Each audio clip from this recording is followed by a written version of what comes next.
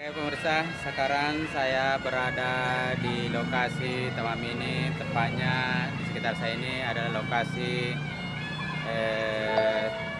rumah adat Tator. Ya, tampak di belakang rumah adat Tator, yaitu namanya Tongkonang.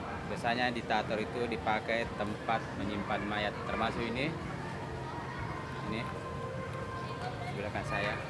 Ini. Terus di belakang ini ya, ada 3 buah, 1 2 3.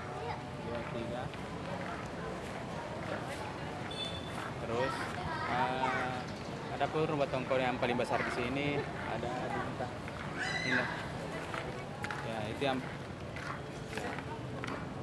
yang paling besar sekali ini ya. Ada juaran lagi foto-foto selfie, dan saya akan mendekati di situ yang itu tanduk kerbau.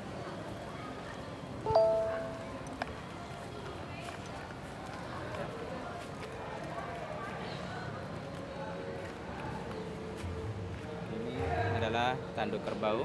Biasanya tanduk kerbau yang disembeli waktu acara pesta atau acara pesta kematian, lalu tanduknya ditempel-tempel sini. Sini jumlahnya banyak, 1 2 3 4 5 dan seterusnya. Tuh, banyak sekali.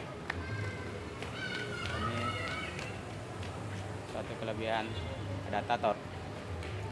Ini tanduk kerbau asli.